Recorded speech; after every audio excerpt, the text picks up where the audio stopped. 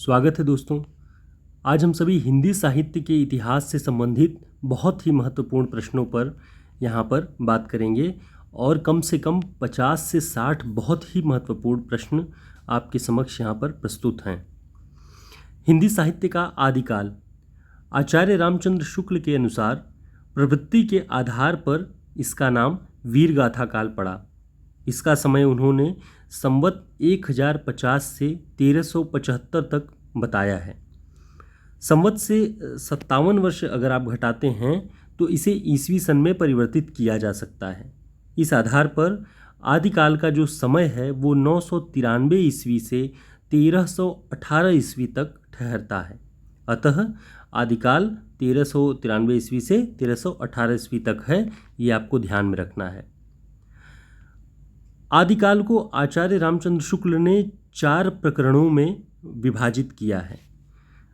पहला प्रकरण सामान्य परिचय, दूसरा प्रकरण अपभ्रंश काव्य, तीसरा प्रकरण देश भाषा काव्य जिसे उन्होंने मूल रूप से वीरगाथा काल कहा है, और चौथे प्रकरण के अंतर्गत उन्होंने फुटकल रचनाओं का संकलन किया है। प्रकरण 3 के अंतर्गत जो शुक्ल जी ने वीरगाथा काल का पूरा वर्णन किया हुआ है। आदिकालीन साहित्य का अगर हम परिचय देखें तो अपभ्रंश या प्राकृताभाष्य पद्यों का पता तांत्रिक और योगमार्गी बौद्धों की सांप्रदायिक रचनाओं के भीतर विक्रम के 7वीं शताब्दी के अंतिम चरण में लगता है, ऐसा ये सब शुक्ल जी मानते हैं। हिंदी साहित्य का आदिकाल महाराजा भोज के समय से लेकर हम्मीरदेव के समय के कुछ पीछे तक यानी बाद तक माना जा सकता है। ये सब शुक्ल जी की भाषा में आपको प्रस्तुत किया गया है। तो ये महत्वपूर्ण बिंदु है कि हिंदी साहित्य का आदिकाल कब से कब तक माना जाता है। तो महाराजा भोज के से लेकर के हम्मीरदेव के समय के कुछ बाद तक माना जाता है। इस अवधि में किसी विशेष प्रवृत्ति की रचनाएं न होकर धर्म, नीति, श्रृंगार, वीर सब प्रकार की रचनाएं दोहों में मिलती हैं। इस अवधि में राज्याश्रित कवि, जो राज्य के आश्रय में जो कवि थे, उनके द्वारा अपने आश्रयदाता राजाओं के चरितों की गाथाएं लिखी गई, यानी उन्होंने जिन राजाओं के आश्रय में वे रहते थे उनके चरित की गाथाएं की हैं। यही प्रबंध परंपरा रासों के नाम से जानी जाती है। इन्हीं के आधार पर इस दौर को वीरगाथा काल कहा गया। इसमें आश्रयित कवियों ने अपने आश्रयदाता राजाओं के गुणों का बखान किया हुआ है।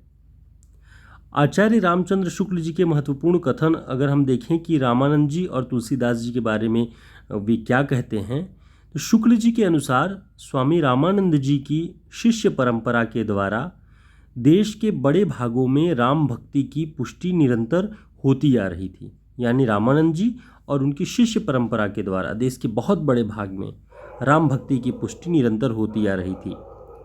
हिंदी साहित्य क्षेत्र में इस भक्ति का परमोज्वल प्रकाश विक्रम की 17वीं शताब्दी के पूर्वार्ध में गोस्वामी तुलसीदास जी की वाणी द्वारा स्फुटित हुआ।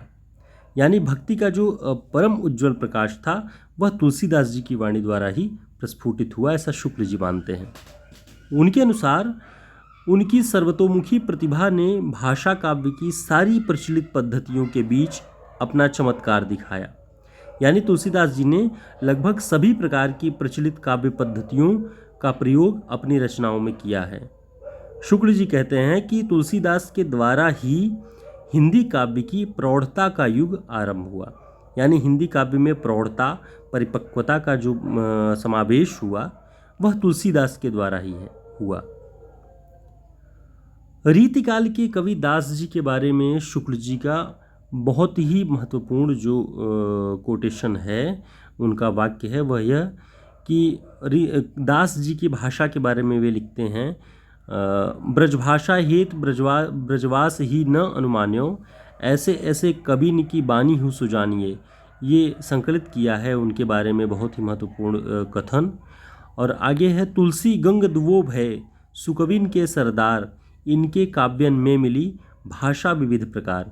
तो आपको ध्यान रखना है कि परीक्षा में इस तरह के प्रश्न पूछे जाते हैं कि यह दोहा रीतिकाल के किस कवि के बारे में कहा गया है? तो जब भी ब्रजभाषा हेतु ब्रजवास ही न अनुमान्यो, ऐसे ऐसे कवि न की बानी हूँ सुजानिए, यह आए तो आप कविदास जी के ऊपर यह लिखा गया है, इस पर टिक कर सकते हैं। इसका अर्थ यह है कि अर्थात किसी भाषा को सीखने के लिए उस भाषा क्षेत्र में रहना जरूरी नहीं है। कवि तुलसीदास, कवि गंग आदि के काव्य में विविध भाषा बोलियां समाहित हैं। उनके अध्ययन से आसानी से कई भाषा सीखी जा सकती है। बिहारी के विषय में आचार्य शुक्ल के दो बहुत ही प्रसिद्ध कथन हैं। पहला, मुक्तक कविता में जो गुण होने चाहिए वह बिहारी के दोहों में अपने चरम उत्कर्ष को पहुंचा है, इसमें कोई संदेह नहीं।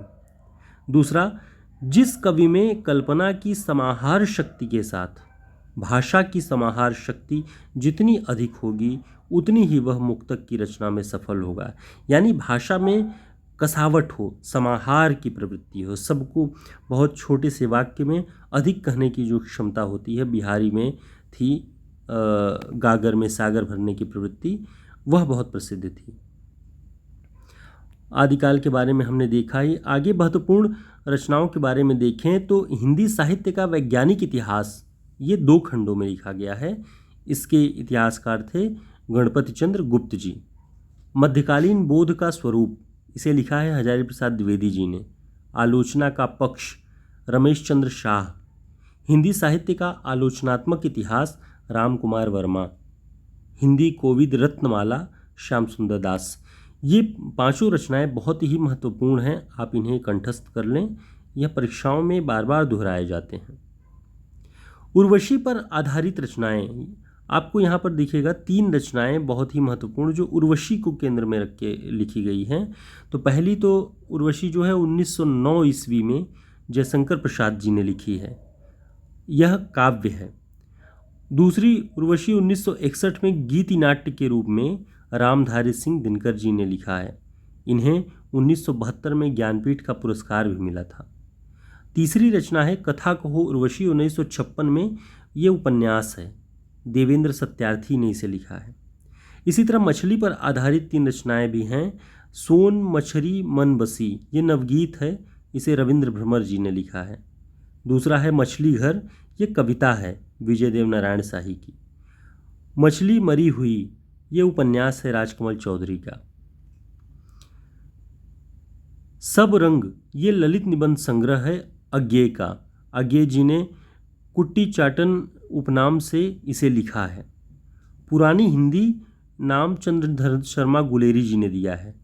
गुलेरी जी के बारे में देखें तो ये समालोचक पत्र के संपादक रहे हैं 1903 ईस्वी में। इनका एक प्रसिद्ध निबंध है मारिस मोहि कुठाओं और एक और है कछुआ धर्म। नई कविता के संस्थापक कौन हैं? तो रामस्वरूप चतुर्वेदी और जगदीश गुप्त। नई कविता पत्रिका 1954 में इलाहाबाद से निकलती थी। रंगमंच नाटक के अनुकूल होना चाहिए, न कि नाटक रंगमंच के अनुकूल। जयशंकर प्रसाद जी ये कहते हैं। ये महत्वपूर्ण कथन है जो बार बार परीक्षाओं में दोहराए जाते हैं। और साहित्य जनसमूह के हृदय का विकास है, ये कथन बालकृष्ण भट्ट का है।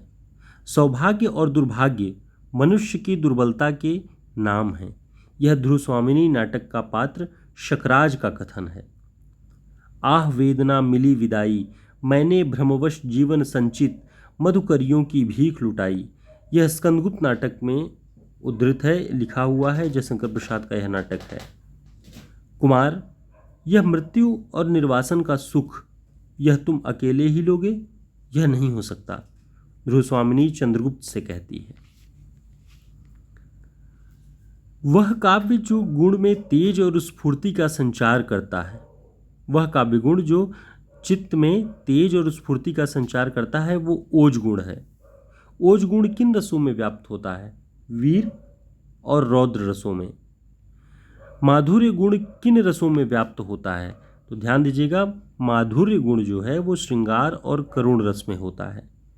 वीर रस प्रधान रचना में कौन सा गुण होता है? तो वीर रस प्रधान रचना में ओज गुण होता है। भरत मुनि ने गुणों की संख्या कितनी बताई है? उन्होंने 10 गुण बताए हैं। आचार्य मम्मट के अनुसार काव्य गुणों की संख्या कितनी है? तो उन्होंने 3 काव्य गुण बताए हैं। रीतिकाल के प्रमुख कवियों का जो जन्मतिथि का अनुक्रम है वह आप ध्यान रखेंगे कि बिहारी 1595 ईस्वी में उनकी जन्मतिथि है, सेनापति का 1589, चिंतामणि का 1609, मतीराम का 1617, पद्माकर का 1753। भारत पाकिस्तान समस्या पर आधारित प्रमुख उपन्यास कौन कौन से हैं? पहला, झूठा सच, ये यशपाल जी ने लिखा है और ये 2 भागों में है, 1958 और 1960 में। दूसरा है आधा गांव, 1966, राही मासूम रजा। तीसरा है तमस, 1973, भीष्म साहनी। कितने पाकिस्तान, कमलेश्वर ने सन 2000 में लिखा।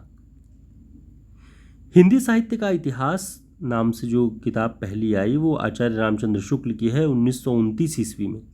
हिंदी साहित्य का आलोचनात्मक इतिहास रामकुमार वर्मा ने 1938 में लिखा। हिंदी साहित्य का वैज्ञानिक इतिहास 2 भागों में गणपति चंद्रगुप्त ने 1965 में लिखा। हिंदी साहित्य का इतिहास 1973 में इसके संपादक नगेंद्र जी और हरदयाल जी हैं। जब भी नगेंद्र जी की किताब हिंदी साहित्य का इतिहास का उल्लेख हो या पूछा जाए तो ध्यान रखें कि इसके वे लेखक न होकर के संपादक थे। हिंदी साहित्य और संवेदना का विकास, डॉक्टर रामस्वरूप चतुर्वेदी। हिंदी साहित्य का दूसरा इतिहास 1996 में बच्चन सिंह ने लिखा। नागरी प्रचारणी सभा के बारे में अगर हम देखें तो इसकी स्थापना संवत 1950 यानी सन 1893 ईस्वी में हुई, वो भी काशी, बनारस में। इसके संस्थापक बाबू श्याम सुंदर दास, पंडित राम नारायण मिश्र, ठाकुर शिव कुमार सिंह थे। ये तीनों मिलकर इस सभा की स्थापना करते हैं। इस सभा के प्रथम सभापति बाबू राधा कृष्ण दास थे। ये भारतेंदु के फुफेरे भाई थे। इस सभा का उद्देश्य नागरी अक्षरों का प्रसार, हिंदी साहित्य की समृद्धि इत्यादि थी। खड़ी बोली का विकास किस भाषा से हुआ है? ब्रजभाषा से, अवधी से, दक्षिणी हिंदी से, अपभ्रंश से। सही उत्तर है अपभ्रंश से। मैं हिंदुस्तान की तूती हूँ, यह कथन किस लेखक का है? लल्लू लाल, इंशाअल्लाह खां, अमीर खुसरो, भारतेंदु हरिश्चंद्र। सही उत्तर है अमीर खुसरो। बीसल देव रासो की नायिका का क्या नाम है? पद्मावती, मानमती, राजमती, दानमती। सही उत्तर है राजमती। आचार्य रामचंद्र शुक्ल के अन्य महत्वपूर्ण कथन हम देखें, उनके अनुसार आचार्य महावीर प्रसाद द्विवेदी के लेख या निबंध विचारात्मक श्रेणी में आएंगे। ऐसा परीक्षाओं में पूछ लिया जाता है कि आचार्य महावीर प्रसाद द्विवेदी जी के लेख या निबंधों को विचारात्मक श्रेणी में कौन मानता है? तो आचार्य रामचंद्र शुक्ल जी के अनुसार द्विवेदी जी के निबंधों में विचारों का गुंफन दिखाई नहीं पड़ता है, जो किसी श्रेष्ठ विचारधारात्मक निबंध के लिए अति आवश्यक होता है।